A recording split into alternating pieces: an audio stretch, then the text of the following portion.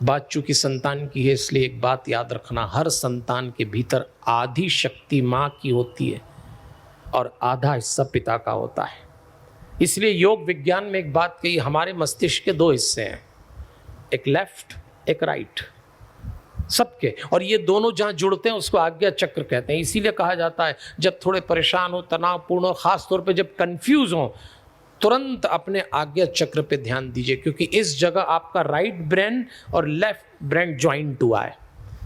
और हमेशा आप कंफ्यूज क्यों होते हैं? लेफ्ट ब्रेन अलग डायरेक्शन देता है, राइट ब्रेन अलग डायरेक्शन देता है, और दोनों के डायरेक्शन उल्टे हो, आप कंफ्यूज होना शुरू हो जाएंगे, ठीक है कि नहीं है, गलत है कि नहीं, सही कर रहे हैं।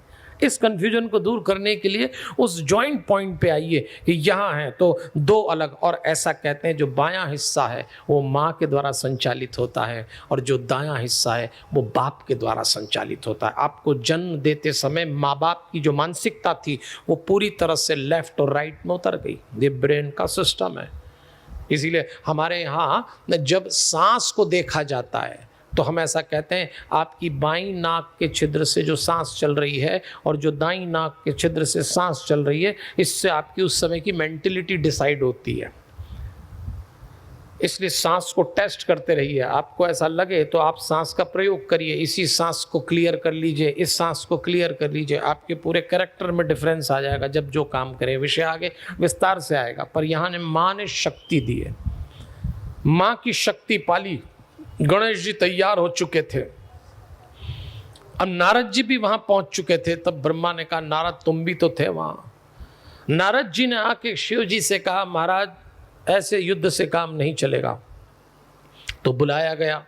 अब विष्णु जी से पूछा, आप ही बताओ क्या करें। विष्णु जी ने कहा, एक काम करते हैं, अपन दोनों चलते हैं लड़ने। सिंगल सिंगल गए तो हार गए। तो शिव जी और विष्णु जी दोनों पहुंच गए युद्ध करने उस बालक के पास। गणेश जी ने ऐसा युद्ध किया, एक प्रहार में एक बार विष्णु जी लड़खड़ा के गिर गए। जब गिर गए तो शिव जी चौंक गए। विष्णु जी खड़े हुए और उन्होंने शिव जी से कहा, छले नेव च हन्तव्यो नान्यथा हन्यते पुनः इति बुद्धम समादस्ताय सैन्य मध्य व्यवस्थित। विष्णु जी ने कहा, शिव जी ये बालक कौशल से ही मृत होगा, अन्यथा नहीं होगा। कौशल से मरेगा।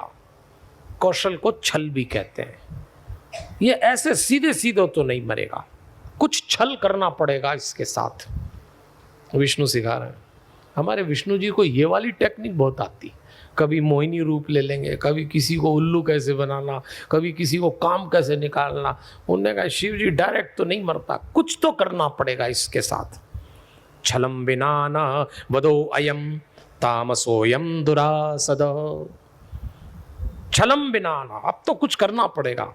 शिव जी ने कहा, क्या करूं? उन्होंने कहा, ऐसा करते हैं, अपन दोनों हैं यहां, मैं इसको छल से मोहित करूंगा और जैसे ये मेरे मोह में आएगा आप प्रहार कर देना, ऐसे तो नहीं मरेगा। और शिव जी और विष्णु जी को मोहित करना तो बहुत अच्छे से आता है, अनेक रूप धर लेते हैं। बस विष्णु जी ने मोह जगाया, माया जगाई, तो वो जो दो शक्तियां पार्वती ने दी, कुछ क्षण के लिए वो शक्तियां भी मोहित हो गईं। और जैसे ही मोहित हुई हैं उसी समय गणेश प्रहार कर रहे थे। एक क्षण के लिए विष्णु उठे, एक क्षण के लिए गिरे, एक क्षण के लिए उठे। उन्होंने शिव जी से कहा, ये मोहित है, करिए काम। शिव जी ने अपना त्रिशूल निकाला और जैसे ही त्रिशूल निकाल के बालक का सिर काटा, सिर गिरा और एक ही आवाज आई, मां। और पार्वती जी ने सुना। जैसी मां सुना, पार्वती जी ने बाहर आके देखा। नारद ने पार्वती जी से कहा, जो युद्ध हो रहा था उसमें बालक मारा गया, और बालक मारा गया सुना है। किम करोमि क गच्छामि हा हा दुख मुपागतम। मैं क्या करूं, कहां जाऊं, मेरे बालक को मार डाला है, मुझे बहुत पीड़ा हो रही है, मैं ये दुख नहीं सहती, कुछ न कुछ तो करूंगी। दहाड़े मार के रोने लगी। जब पार्वती जी रोने लगी, शिव जी चौंक गए। पुत्र जैसा था। इस दुनिया में शस्त्र की हिंसा कहीं भी हो,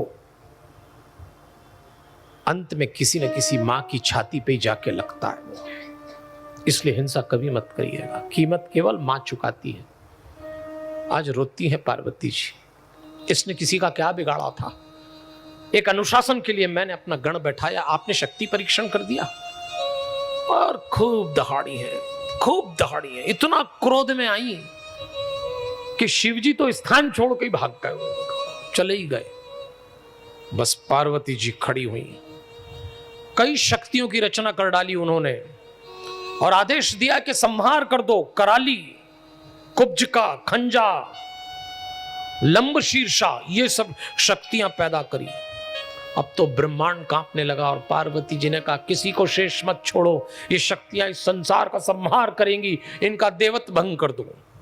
नारद जी को लगा ये तो बड़ा काम हो गया। देवता समझ गए पार्वती को शांत करना मुश्किल है, अगर ये युद्ध हुआ तो मुश्किल हो जाएगा। सब देवताओं ने, विष्णु जी ने नारद जी से कहा ये स्त्री अब किसी के नियंत्रण में नहीं आएगी। जिस दिन मां अपनी संतान खोती है उस दिन उस पर नियंत्रण पाना बड़ा मुश्किल होता है, सिवाय उसके कोई नहीं समझा सकता उसको, वो स्वयं ही समझा सकती है। वो मां पीड़ा में डूबी हुई थी। तब विष्णु जी और देवताओं ने, इंद्र ने नारद जी से कहा नारद जी, पार्वती किसी के नियंत्रण में नहीं है। शिव जी समझा सकते हैं क्या? देखा तो शिव जी तो गायब ही हो गए कि मैं क्या समझाऊं, अभी ऐसी हो रही है, फिर कौन समझाएगा? तब सबने नारद जी से कहा नारद जी आप जाइए, आप इसके गुरु हैं। कोई सामने जाने को तैयार नहीं। तब नारद जी गए और गुरु का मान रख लिया पार्वती जी ने। क्रोध में डूबी, लेकिन गुरु गए क्योंकि कह रही थी जो आए वही भस्म होगा। पर गुरु और शिष्य का ऐसा ही तो रिश्ता है। जैसे ही गुरु को देखा, क्रोध आंसू में बदल गया। नारद जी ने कहा देवी, सबकी संतानें एक न एक दिन चली जाती हैं, जीवन किसी का नहीं रहता, इतना आवेश में ना आए, धैर्य रखें, धैर्य रखें। पार्वती जी गुरु से कहती हैं बताइए मैंने किसी का क्या बिगाड़ा? तो नारद जी कहते हैं अब जो हो गया सो हो गया, अब आप क्या चाहती हैं ये बताइए, मेरा पुत्र जीवित हो जाए। नारद जी ने कहा जिसकी मृत्यु एक बार होती है उसका जीवन मुश्किल है, संशोधन करते हैं।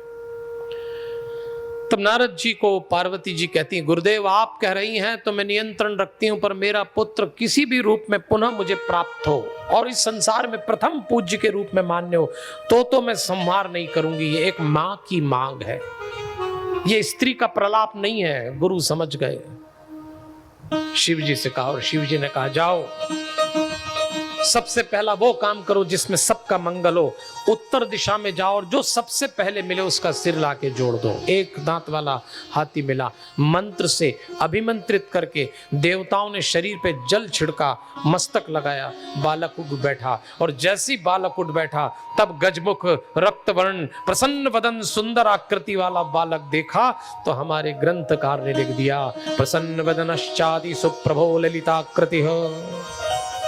जरा शब्द सुनिए जो चुना गया है, प्रसन्न वदनाश्यति।